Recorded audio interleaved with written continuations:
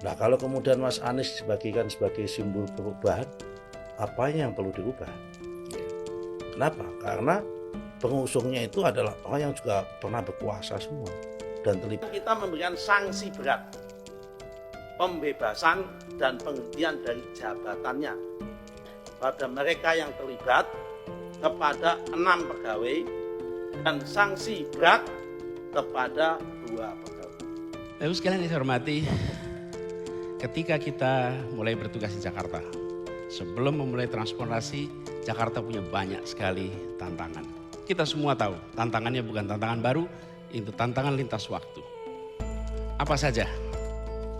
Kita kira begini Mas, ada persoalan yang nampak dibicarakan publik luas, dan ada persoalan yang dibicarakannya di level rumah tangga.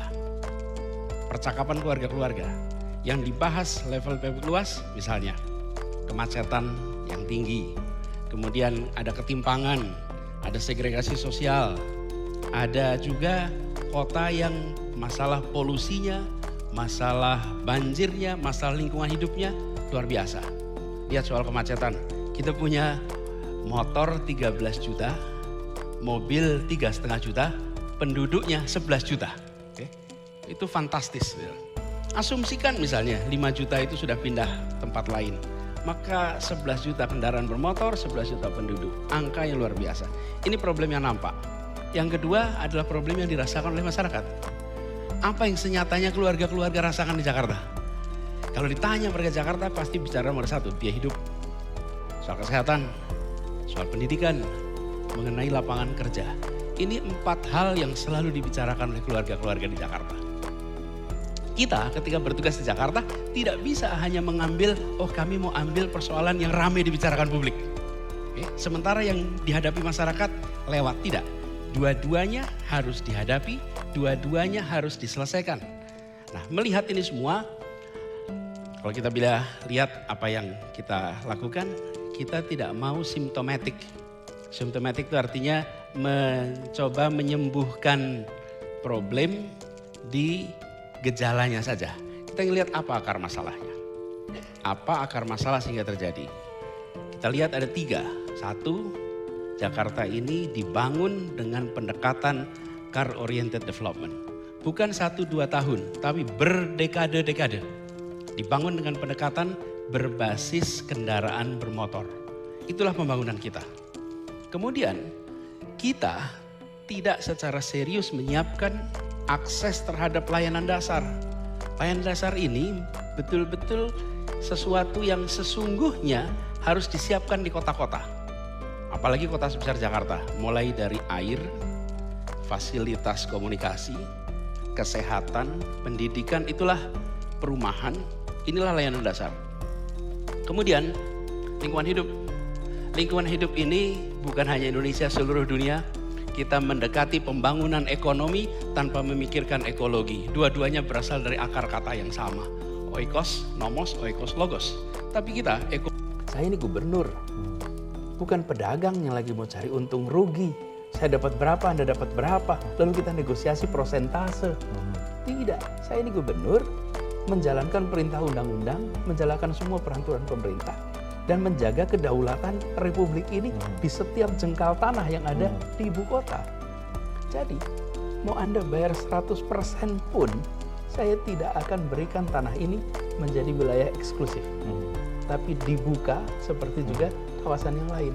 Kalau sebagai penyelenggara negara, tujuan negara tercapai di wilayah itu. Dan tujuan negara adalah menghadirkan keadilan sosial. Kan itulah semua polisinya. Kedaulatan dan lain-lain. Jadi dalam melihat masalah reklamasi ini, saya tidak sebagai pedagang yang lagi cari untung rugi. Saya mau menjalankan konstitusi. Itu sebabnya paradigmanya beda. Paradigmanya bukan paradigma untung rugi. Lalu bagaimana pemasukan pemerintah? Negara itu bukan sebagai orang yang mencari untung tadi saya katakan. Negara itu dapatnya uang dari pajak. Pajak itu didapat dengan cara perekonomiannya berkembang. Kalau daerah ini berkembang, ada kegiatan usaha, rakyat bisa masuk, perekonomian ada di situ, maka pemerintah akan terus-menerus lewatkan pajak. Dan Perekonomian itu akan berkembang bila ada kepastian hukum. Semua orang yang memiliki perjanjian kerjasama, yang memiliki izin-izin usaha, itu ada kepastian hukum sehingga pasarnya berkembang.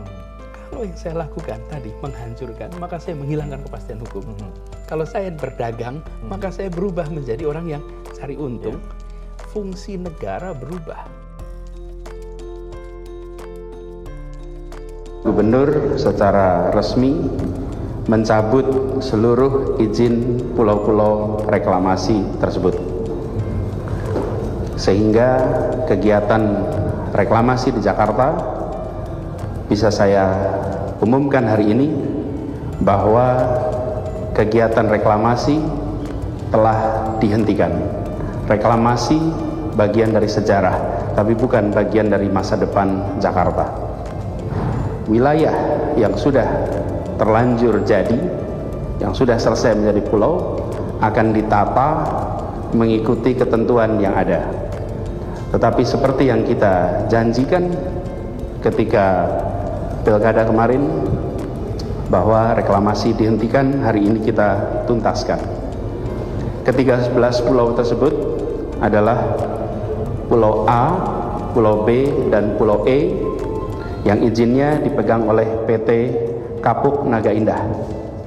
Pulau I, J, dan K yang izinnya dipegang oleh PT Pembangunan Jaya Ancol. Pulau M yang izinnya dipegang oleh PT Manggala Kridayuda. Pulau O dan F oleh PT Jakarta Propertindo. Pulau P dan Q izinnya dipegang oleh KEK Marunda Jakarta. Pulau H PT Taman Harapan Indah, dan Pulau I PT Jaladri Kartika Paksi. Keseluruhannya dihentikan. Pak Anies satu Pak, penegasan saja, kita sudah mengalami beberapa tahun perpanjangan soal hak izin prinsip, tapi apakah ini artinya sudah jalan terakhir dan tidak ada lagi renegosiasi bahasa kita yang kemudian bisa diberikan kepada developer, artinya sudah habis jalan untuk reklamasi? Reklamasi selesai, kita tidak berencana meneruskan. Seluruh 13 pulau ini dicabut izinnya. Kita tidak akan lagi berbicara soal renegosiasi, perpanjangan izin dan lain-lain. Semua selesai ya Pak? Tidak, semuanya sudah di sini. Dan semua surat-surat izinnya sudah dicabut, sehingga mereka tidak bisa melakukan reklamasi lagi, berhenti sampai di sini. Dan kita pastikan bahwa semua yang sudah terlanjur jadi akan dipakai manfaat untuk publik yang sebanyak-banyaknya dan sesuai ketentuan hukum yang ada. Begitu teman-teman sekalian. Halo teman-teman, berjumpa bersama saya di Politik Dangi. Kalau kita ingat bagaimana Nusron Wahid menyindir Anies ya, tentang gagasan perubahan yang dilakukan Anies Baswedan, teman-teman, beberapa bulan yang lalu ya, ini membuat kita itu tersenyum ya. Dan akhirnya apa yang terjadi? Nusron Wahid ya akhirnya kena masalah juga. Masalahnya adalah bagaimana kementerian yang ia pimpin saat ini, yaitu Kementerian ATR, ya, mendapatkan masalah tentang pagar laut di Tangerang, teman-teman. Kan jadi pusing ya kan, justru Anies yang disanjung oleh rakyat saat ini, justru Anies yang menjadi pahlawan ya kan, bagaimana beliau waktu menjadi gubernur Jakarta justru menolak reklamasi ya kan. Bagaimana menurut kalian? Kita diskusi di kolom komentar ya. Sampai jumpa lagi, salam.